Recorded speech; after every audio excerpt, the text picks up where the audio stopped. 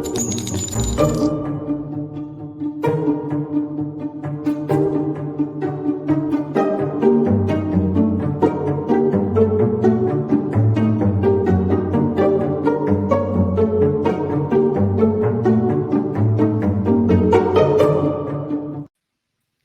everybody, and welcome to the True Crime Squad. This is Katie Weaver. I'm here with my sister, co host, and partner in crime, Christy Brower. Hello. Hello. Hey, everybody. Happy Tuesday. Yeah. Valentine's Day Eve. Yes. Yes, that too. Happy post Super Bowl. Happy Fat Tuesday, actually. I think I'm Oh, in the right true. place. I think so. Happy Taylor Swift's boyfriend won some game a couple Yeah. days later. Hmm. I don't know. All of the above. Yes. Hmm. Hey, and glad that you could join us. We missed our episode yesterday because Christy was just too busy gallivanting around airports to come and do an I was episode. What stranded can I in an say? airport. So, I added an extra 8 hours to my trip. And then we got partway home on a plane and rented a car to get the rest of the way home. So, yeah, I had like a 16-hour travel day yesterday and it sucked. Yeah, that super sucks. But So we had a who fun trip and I'm glad to on be that? home. So Well, I'm glad the trip was fun anyway. it was. At So least that there's made that. up for it. Hmm. Yes. Absolutely. Well, there's a lot. There's a lot going down. There is. So let's get into it. You're going to kick us off with some creepy crime. Oh, yes, I am.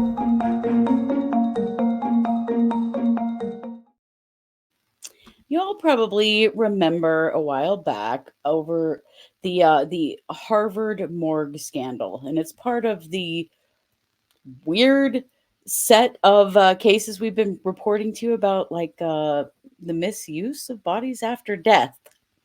Right? We've had Hmm. many cases about that, and so there was this situation at Harvard University and the morgue there at the medical school where the man in charge of the morgue was, just selling body parts as you do, Apparently, and people were buying them as you as do. apparently you do. I don't know. So it was horrific. We were all horrified together. Hmm. This man's name is Cedric Lodge, and he is now charged with several crimes in the case, Hmm. and are some other people who were working with him in that situation. So then what happened is that some of the families who realized that their family's body parts were sold on the black market decided to sue Harvard because this went on for a long period of time, multiple years. And, the question was, how did you not know? How were you not taking better care of your Hmm. morgue and, more aware of your staff? Things such as that, Hmm. right? Well, bad news. The judge in this case has decided to dismiss the family's lawsuits against Harvard. Wow. I know, isn't that horrifying? Why? Well, I Harvard doesn't really want to have to pay. It's just They, gross. It's they don't like being held accountable? yeah, and apparently um there's fear that criminals will run wild at every school and they'll have carte blanche and stuff like that, which kind of goes a little far. Hmm. But what is Harvard's responsibility here? Right. Don't you think they have some responsibility? Because, a lot of people feel that it was fairly well known that this man was doing this and that there were other Hmm. people involved and that Harvard turned a blind eye to his behavior. So the family is really disappointed. That's really It's a group problematic. of families. It is. It's Sure. really problematic. And I mean, I think one of the things we've learned is how few laws there are out there that protect Hmm. people's remains and what Hmm. family has asked or they have asked to, what their wishes are with their remains, that there's not a lot out there in the world to protect that. Right. No, we've It's seen this so many times. I mean, hell, the yeah. case in Idaho, it took 2 years to bring any felony charges at all. Right. Ridiculous. Absolutely ridiculous. So the families say that they are going to appeal, and so we'll see if this holds up. But it does make you really wonder, like how have things been so lax in this kind of Right. arena, and why are they, and why aren't we holding people accountable? Because yeah, it's Mhm. been difficult to charge the man here, Yeah. because Idaho laws were quite limiting. Mhm. But it's a Yeah. terrifying thought for all of us, I think. So Ugh, anyway, that's what's gross. happening with Harvard at the moment. We'll see what happens with the appeal. Okay. So with that, I am going to kick the mic back to you for our main case.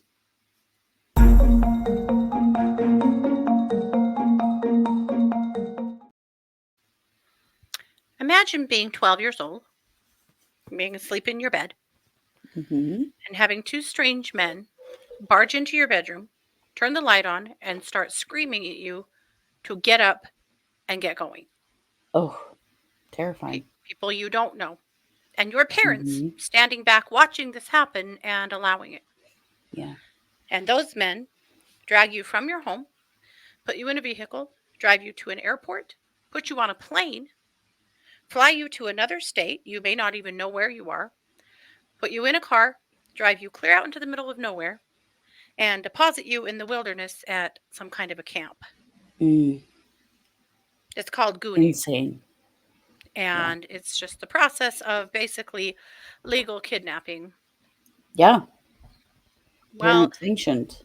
unfortunately, this happens quite a bit. There are quite a few of these teen behavior modification type camps. Teens in crisis have become quite a big business. And Sad but kids that true. are coming to these camps frequently, these aren't the poor's going to these camps. These are rich kids getting sent to these camps. The camp I'm going to talk to today is it's a 3-month program and it costs about $36,000. My God. And again, they are taking children as young as 12 and maybe a little younger. You get sent to this camp, and for the next 3 months, you are an outdoorsman. You are basically camping and supposed to be getting therapy for whatever your issues are around a lot of other kids who are there for the same purpose. There's lots of punishments. There's lots of, you're in trouble frequently. You really have to toe the line. You are very limited on medical care. You are limited to eat whatever they're willing to give you.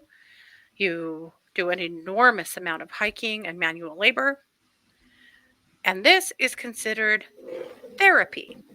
This is a therapeutic situation. Mm, yikes. Unfortunately, it isn't always. No. Now, I will say some kids come out of these camps and say that it helped them a lot.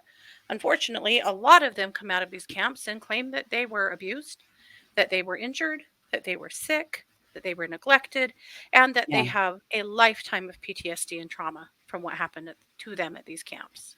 I can't imagine just the stealing them out of their bed has got to be one of the most terrifying experiences of their lives. Hmm. Yeah, I think so too.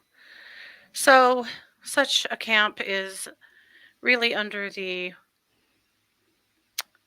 microscope right now because of something that happened earlier this month. So, we are talking about Trails Carolina. Let me tell you a little bit about Trails Carolina. Trails Carolina opened in 2008. It's non sectarian. The premise of the camp is for family help and wellness. It is accredited by Outdoor Behavioral Health Care Commission on Accreditation of Rehabilitation Facilities, Southern Association of Colleges and Schools Commission on Colleges. They are licensed by the North Carolina Department of Health and Human Services. They take boys and girls from ages 10 to 17. Mm. The facility type is wilderness therapy. Average length of stay is 12 weeks. And again, they're in South Carolina or North Carolina. I can't remember what I said. Uh, North Carolina. Recently, a boy at 12 was jerked from his bed in New York, taken to this camp. The very day he got there, according to staff, he was angry and belligerent when he got there. No shit, Sherlock. Who wouldn't be? Right? Who wouldn't be? He refused dinner, did finally eat some snacks later. And then I'm going to pull up a series of slides here. These slides came from Unsilenced. Unsilenced is an organization that is committed to helping kids who have been victims of child abuse, particularly in institutionalized settings. Wow. You can check them out on Facebook, other social media. Their website is unsilenced.com. I think. Let me double check that. .org, sorry. Unsilenced.org. There you go. So on February 3rd, police were called to the Trails Carolina facility after receiving a call that a 12-year-old was unresponsive. They got there and they found a kid that essentially was deceased. They actually did try to do some resuscitation, but he was in with her at the time. Mm. Long, I've been dead quite a while. yeah. Law enforcement cited involuntary manslaughter on the subsequent warrant to get more information about what happened to this boy. Mm-hmm. The search warrant says that police attempted to gain information about the other 4 juveniles that were present when he died, and that Trails Mm. he was in a bunk or a cabin with 4 other kids and 2 staff members Mm-hmm. who say Oh, wow. no idea what happened. Oh, my God. Mm-hmm. Trails Carolina staff refused to allow police to speak with any juveniles on site as well as see them. They also refused to give out any of the juveniles' names or date of births or any other information. Boy. Transylvania, believe it or not, the county this is in is Transylvania. Oh, my God. A county Department of Social Services attempted to check on the welfare of the children and were met with the same refusal by any and all Trails Carolina staff. Yikes. Due to the state in which the body was discovered, we'll get there, incohesive findings and the lack of cooperation from Trails Carolina, there was probable cause to indicate a further investigation was necessary. So that's what they are doing currently. A Wow. couple more things about Trails Carolina. This is from their website. Trails Carolina's wilderness camps for troubled teens are dedicated to helping teens work through behavioral or emotional difficulties, build trusting relationships with their family and peers, and achieve academic success. That's their mission Wow. statement. That is a tall order. Mm-hmm. This is an aerial of the camp Okay. and a map. So I want to get to oh gosh, I have so many windows open. Let me get to Oh. the timeline. I have a good timeline here. Okay. The warrant, but when this first happened, there's very little information out. But now there's several things that have happened. One of the things that's happened is that the North Carolina Department of Health and Human Services has sent a letter to Trails Carolina insisting that they do the following right now. Cease new admissions until they complete their investigation. Discontinue Mm-hmm. use of bivy bags for any purpose for all children or adults at the camp throughout the conclusion of all investigations in this matter. I'll tell you what bivy bags are in a minute. Okay. Require at least one staff member to remain awake while one or more children are asleep. God, I would think that that was already required. Yeah. Staff who were in the cabin where the deceased resident were cannot return to the cabin or campsite at this time. Permit unlimited and announced access by local DSS staff, law enforcement, and health and or human resource. Or, good Lord,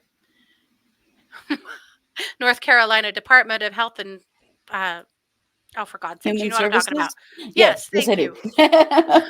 That is a really long. To the cabin, campsite staff, and clients, provide by 10 a.m. each morning to Transylvania. Get this. Provide by 10 a.m. each morning to Transylvania County Department of Social Services a list of clients, their group assignment and location at Trails Carolina, and whether a restraint of any type was used against that child in the previous 24-hour reporting period. Oh A boy. daily report. A daily report. So has this got something to do with restraint then? Or the bivy bag? Yeah. Mm-hmm. Thoroughly complete and update the incident report provided to us in accordance with the incident response and reporting materials. Provide DSS with the names and contact information for parents or guardians of all children at the camp, including their state and or country of residence. Yeah. So that's one of the things that has been sent out. So here's what we know. So the boy had been at the camp less than 24 hours. He was 12. We're just going to call him CJ.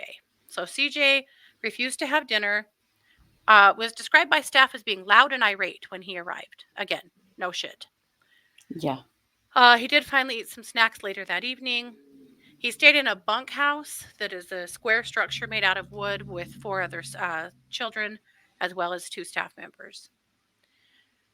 Their protocol dictates that he would have to sleep on the floor of the bunkhouse his first night. Yeah. Wow. Because, everything is punitive.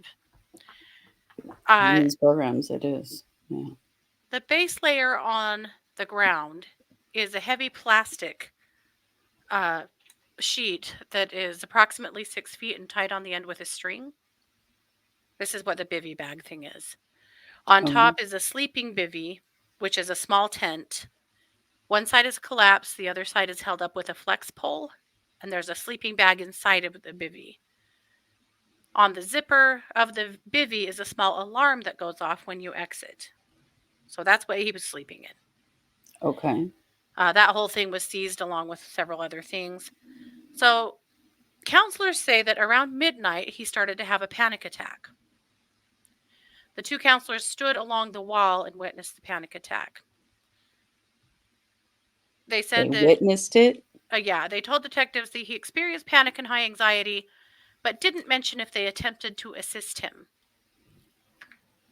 The counselor did mention to detectives that the boy could exit the bivy at any time, but when he described it to detectives, they kept saying, "We would open or close the bivy." So he couldn't exit without them opening it. Mm-hmm. They claimed they checked him at 3 a.m. and he was fine. 6 a.m. he was fine. And at 7:45 a.m. he was cold to the touch and stiff. I does don't think not that track. happens in an hour and 45 minutes. It doesn't. This is when Yikes. the police got there. They wanted to speak to the other kids that were in there, and they rushed them out of there and wouldn't let the police have anything to do with any of the other kids. Here's the thing. He was also naked from the waist down. What? He had on a hoodie and a t-shirt, and his pants and underwear were off of him and laying next to his shoulder. What the hell? He was also foaming at the mouth, which made them wonder if he was actually had been poisoned in some way. Or had a seizure of some sort, or Maybe. medical event. Maybe. It sounds like he was very, very upset. Mm-hmm. So, not sure on that. Any but child would be. Yeah. So the police are taking it very seriously. They're not treating this lightly. But here's some other things about Trails Carolina that you should know. There are 2 current lawsuits against them for sexual assault. Oh my God. So the new lawsuit, here's a few factual allegations from the court documents. Trails Carolina's negligent business model fosters abuse upon children and allows them to suffer neglect. Trails Carolina was negligent, reckless, and wanton in permitting Gertie's sexual abuse. This is the new lawsuit. And the girl's name is Gertie. She's 20. She was taken here at 12 to work on anxiety. Oh my God. Or sorry, depression. You sent your 12-year-old to a camp like this for depression? The Yeah, holy flock hell. staff and Gertie's therapist, Dario Kane, were alerted to another girl being sexually assaulted twice, yet failed to remove the perpetrator from Gertie's cohort. Apparently, there was a girl in their Mm, cabin that was really sexually inappropriate with some of the other girls. And mm. they didn't like it. They were uncomfortable with it. So another girl, not Gertie, who was in that same cabin, had reported 2 times that this other girl had been sexually assaulting her. She was accused of manipulative behavior and was moved to a different cabin. Oh my God. So Gertie says on her Mm. 37th day there, she was sexually assaulted and disclosed it to Dario Kane, her counselor, who made her promise not to tell anyone.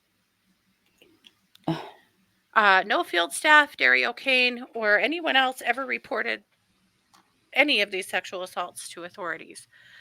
She also Jesus.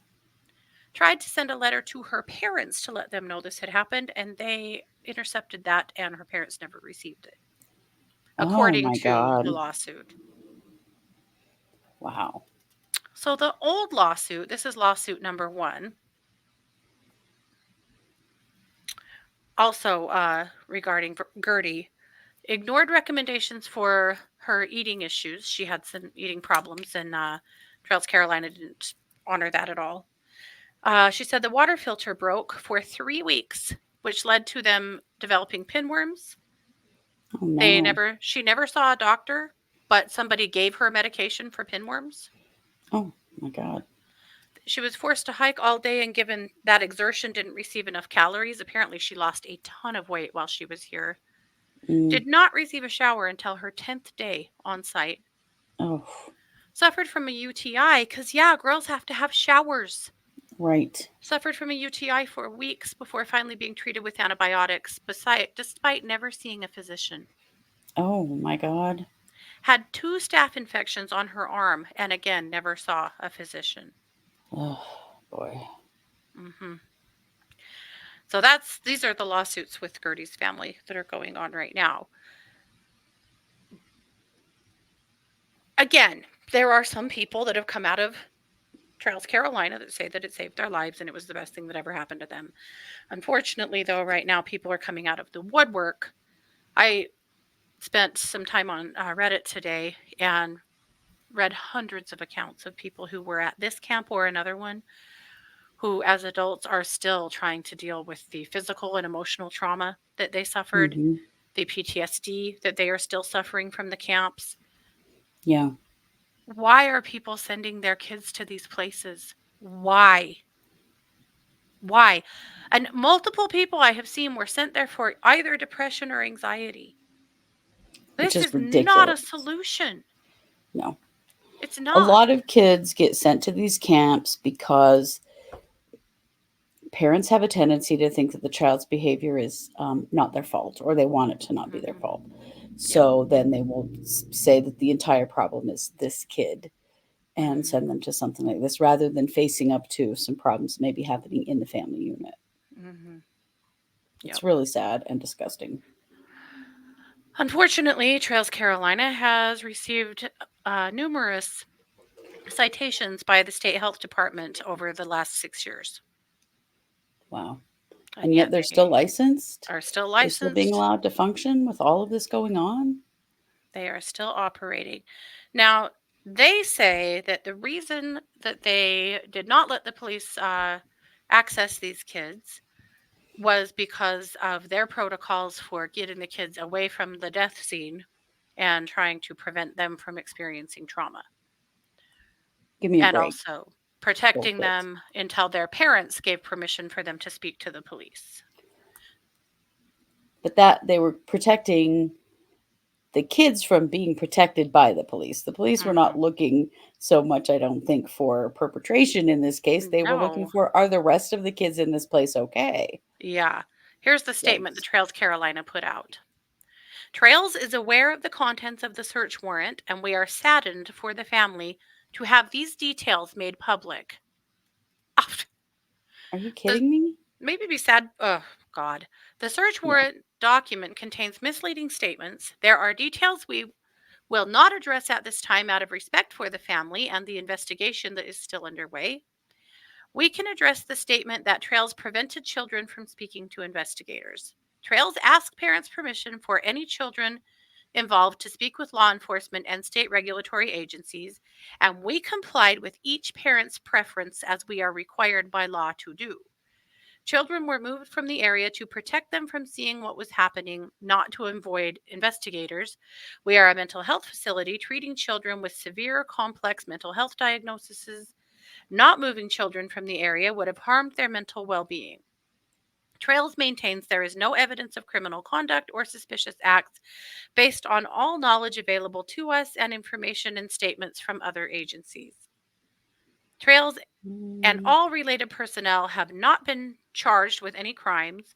Knowing the truth about what caused the loss of this young boy's life is what matters, and we eagerly await the report by the chief medical examiner.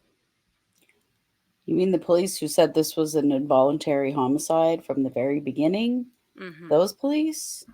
There Yeah. certainly was an indication that wrongdoing had occurred. They also Wow. released an earlier statement. Trails has conducted an internal investigation of this incident, and the Trails facility has been investigated by outside professionals who are subject matter experts. Both investigations have concluded that there is no evidence the Trails failed to properly supervise, no evidence the Trails caused harm, and no evidence that conditions at Trails were safe or unhealthy. Then why is there a dead child?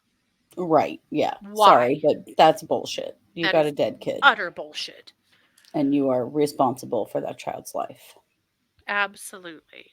I hate these programs. I think they're utter bullshit. Hmm. 1,000%. But here's the thing, this isn't the first kid to die at this camp. Are you kidding me? Mm-mm. Oh my God. A few years ago, a 17-year-old boy disappeared from the camp. And initially was said that he must have run away. His name was Okay. Alec Lansing. So Alec Lansing walked away from the camp, supposedly, and was missing for a fair amount of time before he was found. His body was found in a stream. He was actually not very far from the campsite when he was found, but he was down kind of a steep slope or ravine. Apparently, according to investigators, it looked like he'd climbed a tree and fell from the tree a fairly far distance into Mm, the stream and fractured his hip and laid in the stream and died from hypothermia. my God. And what was, of course, said by Trails was that, well, he was a runaway. We thought he ran away. We couldn't find him. He It's your wasn't very job far, to keep these kids safe, you dumbasses. and I he don't was laying care. in a stream, yep, injured and Dang. dying from hypothermia. Wow. That's Yep. horrifying. But don't worry, they were fined $12,000. Oh, well, that would make it all better then. I mean, just that's just a third of what his family paid for him to be there. So sure, Right. okay. My God. I was thinking about the, uh, excuse me, Ruby Frankie Mm-hmm. situation, the Frankie family, because they sent their 14, I'm going to say, year old son to a camp Mm-hmm. like this in Arizona, Yeah, they because he did. kept pranking his brothers and he needed to learn to grow up and show some responsibility. And he lived Yeah. at a place like this for about 3 months. Yeah, he did. And went through a huge amount of trauma, according to him. Yep. Yep. God. So our hearts go out to CJ's family. I can't imagine Absolutely. for whatever reason that they felt like this was good. One thing I read from several people who sent their kids here and then really regretted it is that once they had made an inquiry to this place, when they Mm-hmm. were at their wits' end with kids' behaviors or issues and Right. were looking for solutions, is that they received an enormous amount of pressure Oh, I'll and bet. It's like guilt high and pressure sales, is what I've yes. heard. To Wild. send their kids there. And of course, some people have not regretted that, and some people have, and that's the way it is. A lot of the adults that were sent to these camps say that it absolutely destroyed their relationship with their parents, that they have no contact with their parents as adults. because How could it they not? I mean, allowed this to happen to them. yeah, Yeah. the trust that's broken there, I cannot Mm. imagine. Yep.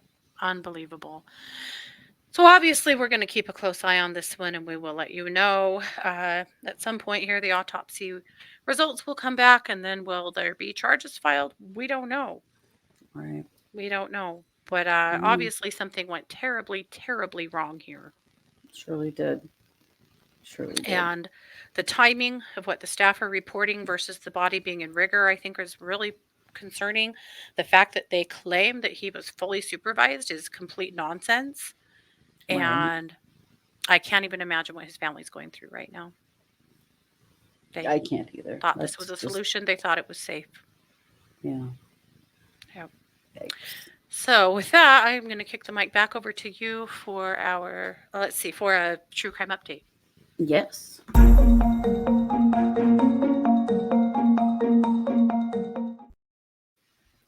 Well, you may have heard that there was a shooting at Joel Osteen's church just a couple of days ago. Yes. This is a fairly interesting and tragic case. This Yeah. is the story of Genesse Moreno. So this is Genesse right here. And Genesse used to attend this church. So this is a place that she's familiar with. Um, Unfortunately, she's been causing problems at this church for months. And people have been trying to sound the alarm that this lady is not okay. Mm-hmm. Got some major stuff going on and is actually standing outside the church holding a gun and different things Mm-hmm. multiple times before the shooting occurred, which I just hate stories like that. Like there are things that can be done to prevent these things. Mm-hmm. There are 6 women that live in this neighborhood in Conroe, Texas, which is north of Houston, who said that they were targeted, harassed, threatened by her, and that she displayed firearms and made them fear for being outside of their homes. Mm-hmm. Yikes. Yeah, so it's really concerning, honestly. And I guess what I hate is that there's always a backstory to these things, and the backstory is always that some people knew. Mm-hmm. Some people knew, you Oh, know, yeah. and Yeah. some people have been asking for help and not getting it. Yeah. So she has a history of mental health issues, some abuse. She had a real contentious divorce, Mm-hmm. and she's had a criminal history, including using multiple aliases. Now, I'm going to clear something up right now because I am Please so freaking do. tired of this shit. She has been known to use multiple aliases. One of them is Mm-hmm. Jeffrey Escalante. Mm-hmm. And because she's used multiple female and male names while committing crimes, the dumbassery of the world has blown up and said that this was committed by a trans person. She has Mm-hmm. never identified as anything but a female. Yeah. An alias, when you're committing a crime, is not the same thing as Right. changing your name because you're trans. And if you don't know that, you need to grow up. Yeah. That just drove me nuts that all of a sudden everything that's being Oh, said yeah. about the shooter That's is all that I'm this seeing. is a I trans saw person, and Jennifer it's not true. Coffindaffer. Yeah, Oh I saw boy. Jennifer Coffindaffer call her a transvestite today Oh, for on God's Twitter. sake. First of I'm all, like, that's a slur. Second of that's all, a huge slur. this is not true. No. Oh, Crazy. so Yeah. Problematic. Seriously. very Bought those much guns so. legally. Yep. Yep. Absolutely. But it turns out not trans, and please stop saying that. Mm-hmm. She has been diagnosed with schizophrenia. Child Protective Services has worked with her and her family, and that she has not supposed to be owning any guns because of that. Unfortunately, she did, in fact, have guns, and just really a long history of scary behavior and abuse toward her children and her spouse. Really sad that she had that kid at all Right. with Very her, much so. Right. let alone going into it. Did you see the statement by Joel Osteen afterwards? Yeah, He I tried. smiled the whole time. He's such a psychopath, you guys. I'm sorry, but God, it he was is weird. the weird, creepy, disconnected from the world smile, and that God protects Lakewood Church and blah blah blah blah blah. No, that's not what happened at all. No, It's terrifying. The look on his face is so bizarre. It's like I'm not even looking at a person. You know what I oh, mean? Like there's something missing in the there. interview I saw with him, I was astonished at the grin on his face the whole time he was talking about this shooting. Yeah, I was too. It was really horrifying. I don't understand what that is about, but it certainly Mhm. is terrifying. Yeah. Oh, this whole So situation, very it sad. is. It's very sad, but it's another one of these cases that pisses me off because it's obviously been well known that she was a risk, that she was a risk to the church, that she was a Yeah. risk to other people in her community, to her child, Yeah. and yet here she was with guns, able to commit the shooting. So Yep. we're Well, and gonna of course, continue the to people follow it. that she shot at shot back and shot her kid in Yep, the head. they did. Yeah, it's terrifying. The whole situation to show up. I mean, clearly to show up at this church with weapons and her child in tow is very Hmm. terrifying. But Yeah. it's an indicator of where she's at in her Hmm. thinking, not For clearly sure. at all. So we're going to continue to follow this case. I think it's really Yeah. important. It's one more time that we have to evaluate this structure that we have that Hmm. could help in these situations and how we stop getting to this point, how we stop letting people get to this point when Hmm. we have assistance available and, Yeah. you know, and also Joel Osteen freaks me out, you guys. I'm curious to hear what y'all think. Maybe some of you like him. I don't know. I find him terrifying, but that smile on his face the whole time he talked was the most freaky, disingenuous thing I've ever seen in my life. Hmm. Ugh. Agree. And that's what All I've got. right. Well, there you have it. So there's all kinds of controversy for you. Uh, Hmm. we will be back tomorrow. We'll be back tomorrow with a brand new episode, and we'll be back tomorrow night for case updates. So Hmm. we'll try and knock both of them out of the park tomorrow. We'll do Uh, our best. we're not going to do the watch party tomorrow night. We'll do it the following. Partly because it is Valentine's Day, and partly because It is. technically I think it should be the next week. We're kind of on the cusp of whether we do it this week or It's next. We're yeah. gonna wait. So Yeah. no watch party this week, but brand new episode with lots of updates, case updates at 7 p.m. Mountain tomorrow night. So watch for Absolutely. two things from us tomorrow. We have some other Hmm. cases, breaking cases that really need some attention too. So we'll get Yep. to those tomorrow. We sure will. So, thank you guys so much for being here. Please take great care of yourselves. You are absolutely worth it. This has been yet another production of the True Crime Squad. Take care. Bye, everybody.